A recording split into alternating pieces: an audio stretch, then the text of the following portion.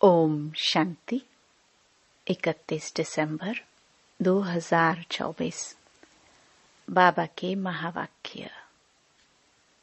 मीठे बच्चे, बाप जो रोज रोज पढ़ाते हैं, यह पढ़ाई कभी मिस नहीं करनी है। इस पढ़ाई से ही अंदर का संशय दूर होता है। प्रश्न: बाप के दिल को जीतने की युक्ति क्या है? उत्तर: बाप के दिल को जीतना है तो जब तक संगम युग है तब तक बाप से कुछ भी छिपाओ नहीं। अपने कैरेक्टर्स पर पूरा पूरा ध्यान दो। अगर कोई पाप कर्म हो जाता है तो अविनाशी सर्जन को सुनाओ तो हल्के हो जाएंगे।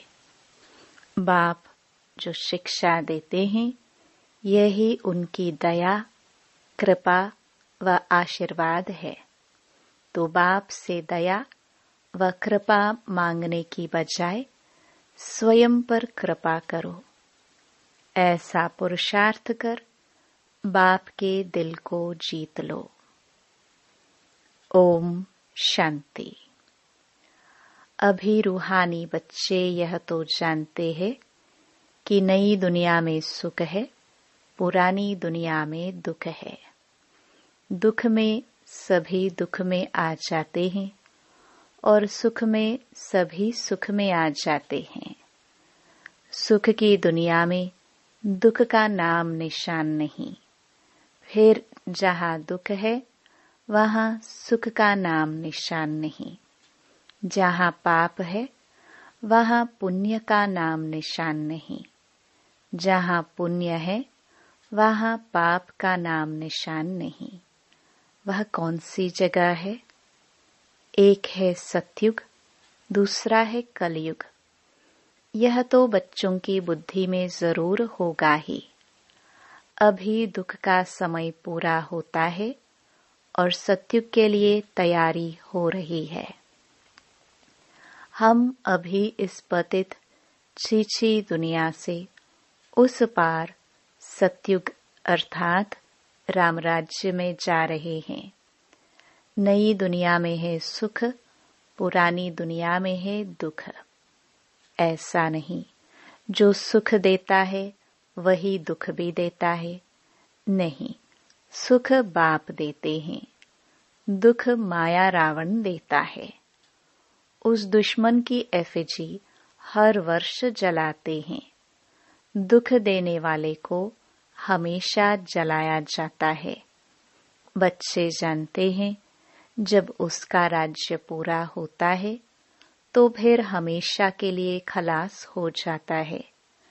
5 विकार ही सबको आदि मध्य अंत दुख देते आए हैं। तुम यहाँ बैठे हो तो भी तुम्हारी बुद्धि में यही रहे कि हम बाबा के पास जाए। रावण को तो तुम बाप नहीं कहेंगे। कब सुना है रावण को परमपिता परमात्मा कोई कहते हो? कभी भी नहीं। कई समझते हैं लंका में रावण था। बाप कहते हैं ये सारी दुनिया ही लंका है। कहते हैं वास्को ड गामा ने चक्कर लगाया स्टीमर व बोट के द्वारा। जिस समय उसने चक्कर लगाया उस समय एरोप्लेन आदि नहीं थे। ट्रेन भी स्टीम पर चलती थी। बिजली अलग चीज है। अब बाप कहते हैं दुनिया तो एक ही है। नई से पुरानी, पुरानी से नई बनती है। ऐसे नहीं कहना होता है कि स्थापना, पालना, विनाश। नहीं, पहले स्थापना, फिर विनाश, बाद में पालना। ये राइट अक्षर है। बाद में रावण की पालना शुरू होती है। वह झूठी विकारी पतित बनने की पालना है, जिससे सब दुखी होते हैं। बाप तो कभी किसको दुख नहीं देते। यहाँ तो तमो प्रधान बनने के कारण बाप को ही सर्वव्यापी कह देते हैं। देखो क्या बन पड़े हैं। यह तो तुम बच्चों को चलते फिरते बुद्धि में रहना चाहिए। है तो बहुत सहज, सिर्फ अलफ की बात है। मुसलमान लोग भी कहते हैं उठकर अल्लाह को याद करो। खुद भी सवेरे उठते हैं। वह कहते हैं अल्लाह व खुदा को याद करो। तुम कहेंगे बाप को याद करो। बाबा अक्षर बहुत मीठा है। अल्लाह कहने से वर्षा याद नहीं आएगा। बाबा कहने से वर्षा याद आ जाता है। मुसलमान लोग बाप नहीं कहते हैं। वह फिर अल्लाह मियाँ कहते हैं। मियाँ बीवी ये सभी अक्षर भारत में हैं। परमपिता परमात्मा कहने से ही शिवलिंग याद आ जाएगा। यूरोप वासी लोग गॉड फादर कहते हैं। भारत में तो पत्थर भित्तर को भी भगवान समझ लेते हैं। शिवलिंग भी पत्थर का होता है। समझते हैं इस पत्थर में भगवान बैठा है। भगवान को याद करेंगे तो पत्थर ही सामने आ जाता है। पत्थर को भगवान समझ पूछते हैं। पत्थर कहाँ से आता है? पहाड़ों के झरनों से गिरते गिरते गोल चिकना बन जाता है। फिर कैसे नेचुरल निशान भी बन जाते हैं। देवी देवताओं की मूर्ति ऐसी नहीं होती है। पत्थर काट काट कर कान, मुंह, नाक, आंख आदि आदि कितना सुंदर बनाते हैं। खर्चा बहुत करते हैं। शिव बाबा की मूर्ति पर कोई खर्चे आदि की बात नहीं। अभी तुम बच्चे समझते हो। हम सो देवी देवता चैतन्य में खुद बन रहे हैं। चैतन्य में होंगे तब पूजा आदि नहीं होगी। जब पत्थर बुद्धि बनते हैं तब पत्थर की पूजा करते हैं। चैतन्य है तो पूज्य है, फिर पुजारी बन जाते हैं। वहां न कोई पुजारी होते, न ही कोई पत्थर की मूर्ति होती। दरकार ही नहीं। जो चैतन्य थे उनकी निशानी यादगार के लिए पत्थरों की रखते हैं। अभी इन देवताओं की कहानी का तुमको मालूम पड़ गया है कि इन देवताओं की जीवन कहानी क्या थी। फिर से वही रिपीट होती है। आगे यह ज्ञान चक्षु नहीं था तो जैसे पत्थर बुद्धि थे। अभी बाप द्वारा जो ज्ञान मिला है, ज्ञान एक ही है, परंतु उठाने वाले नंबरवार हैं। तुम्हारी रुद्र माला भी इस धारणा के अनुसार ही बनती है। एक है रुद्र माला, दूसरी है रूंड माला। एक है ब्रदर्स की, दूसरी है ब्रदर्स और सिस्टर्स की। यह तो बुद्धि में आता है। हम आत्माएं बहुत छोटी छोटी बिंदी मुआफिक हैं। गायन भी है। भ्रुकुटी के बीच चमकता है अजब सितारा। अभी तुम समझते हो हम आत्मा चैतन्य है, एक छोटे सितारे मिसल हैं। फिर जब गर्भ में आते हैं तो पहले कितना छोटा पिंड होता है, फिर कितना बड़ा हो जाता है। वही आत्मा अपने शरीर द्वारा अविनाशी पाठ बजाती रहती है। इस शरीर को ही फिर सब याद करने लग पड़ते हैं।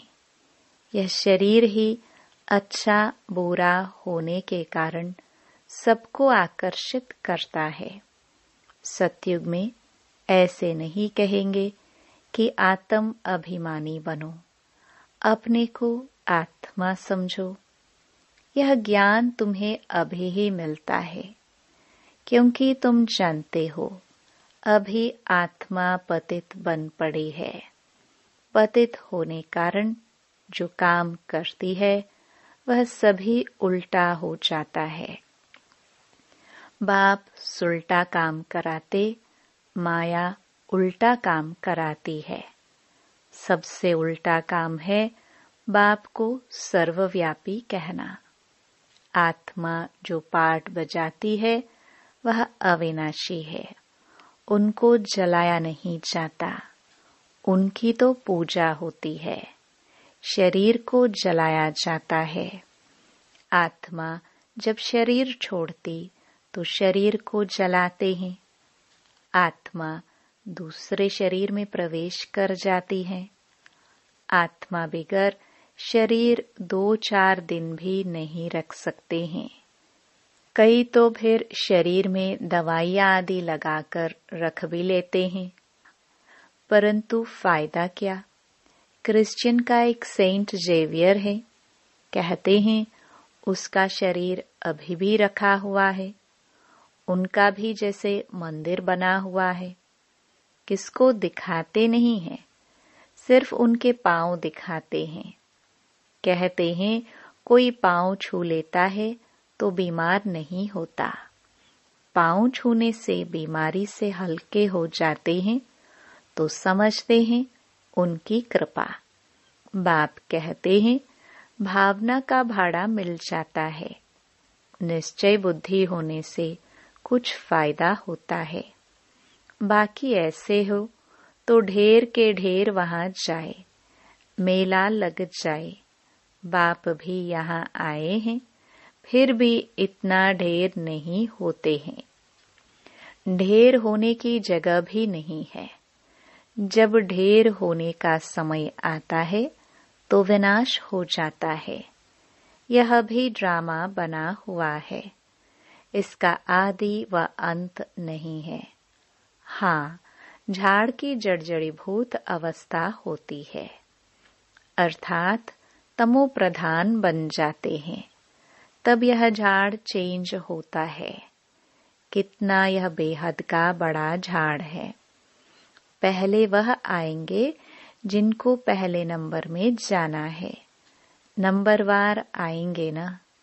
सभी सूर्यवंशी तो इकट्ठे नहीं आएंगे, चंद्रवंशी भी सभी इकट्ठे नहीं आते। नंबरवार मालानुसार ही आएंगे। पाटधारी सभी इकट्ठे कैसे आएंगे। खेल ही बिगड़ जाए। यह खेल बड़ा एक्यूरेट बना हुआ है, इसमें कोई चेंज हो नहीं सकती। मीठे मीठे बच्चे जब यहाँ बैठते हो तो बुद्धि में यही याद रहना चाहिए। और सत्संगों में तो और बातें बुद्धि में आती है। यह तो एक ही पढ़ाई है जिससे तुम्हारी कमाई होती है। उन शास्त्रों आदि को पढ़ने से कमाई नहीं होती। हाँ, कुछ न कुछ गुण अच्छे होते हैं। ग्रंथ पढ़ने बैठते हैं तो ऐसे नहीं सभी निर्विकारी होते हैं। बाप कहते हैं इस दुनिया में सभी भ्रष्टाचार से पैदा होते हैं। तुम बच्चों से कई पूछते हैं वहाँ जन्म कैसे होगा। बोलो वहाँ तो 5 विकार ही नहीं, योग बल से बच्चे पैदा होते हैं। पहले ही साक्षात्कार होता है कि बच्चा आने वाला है।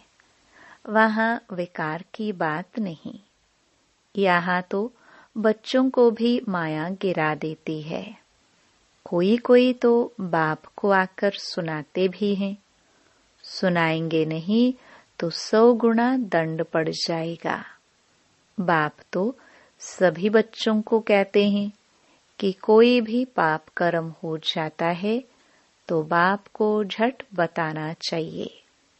बाप अविनाशी वैद्य है। सर्जन को सुनाने से तुम हल्के हो जाएंगे। जब तक संगम युग है तब तक बाप से कुछ छिपाना नहीं है। कोई छिपाते हैं तो बाप के दिल को जीत नहीं सकते। सारा मदार पुरुषार्थ पर है।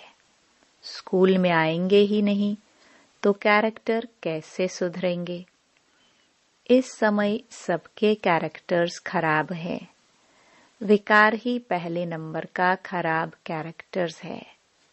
इसलिए बाप कहते हैं, बच्चों, काम विकार तुम्हारा महाशत्रु है। आगे भी यह गीता का ज्ञान सुना था तो ये सभी बातें समझ में नहीं आती थी। अब बाप डायरेक्ट गीता सुनाते हैं। अभी बाप ने तुम बच्चों को दिव्य बुद्धि दी है तो भक्ति का नाम सुनते हंसी आती है कि क्या क्या करते थे। अभी तो बाप शिक्षा देते हैं। इसमें दया, कृपा व आशीर्वाद की बात होती नहीं।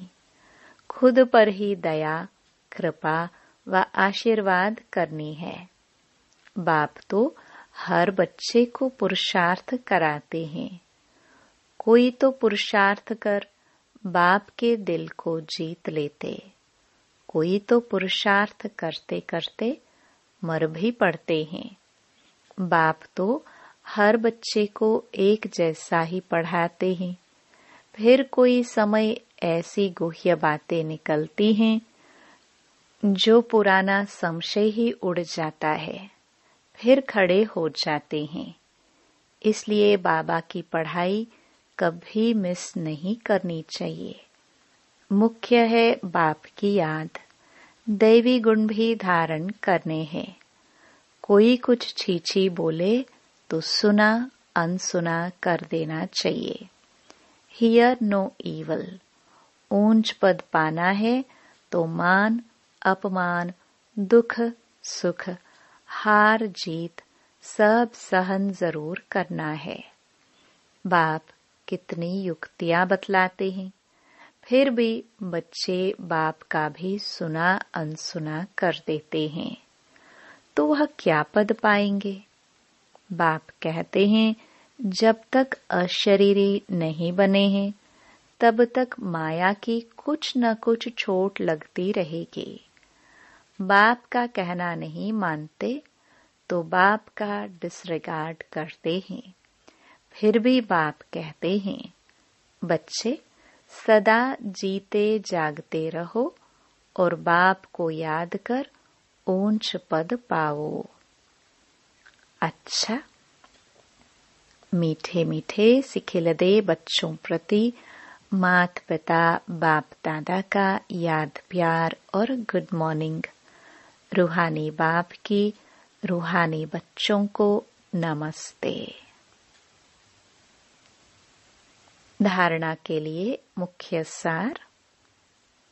पहला, कोई भी उल्टी सुल्टी बातें करे तो सुना अनसुना कर देना है।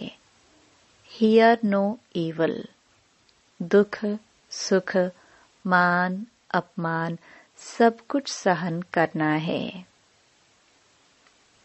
दूसरा, बाप जो सुनाते हैं उसे कभी सुना अनसुना कर बाप का डिसरिगार्ड नहीं करना है। माया की चोट से बचने के लिए अशरीरी रहने का अभ्यास जरूर करना है। वरदान। बाप समान रहम दिल बन सबको क्षमा कर स्नेह देने वाले मास्टर दाता भव। जैसे बाप को रहम दिल मर्सीफुल कहते हैं, ऐसे आप बच्चे भी मास्टर रहम दिल हो। जो रहम दिल हैं वही कल्याण कर सकते हैं। अकल्याण करने वाले को भी क्षमा कर सकते हैं। वह मास्टर स्नेह के सागर होते हैं। उनके पास स्नेह के बिना और कुछ है ही नहीं। वर्तमान समय संपत्ति से भी ज्यादा स्नेह की आवश्यकता है। इसलिए मास्टर दाता बन सबको स्नेह देते चलो, कोई भी खाली हाथ ना जाए। स्लोगन। तीव्र पुरुषार्थी बनने की चाहना हो तो जहाँ चाह है वहाँ राह मिल जाएगी। ओम शांति।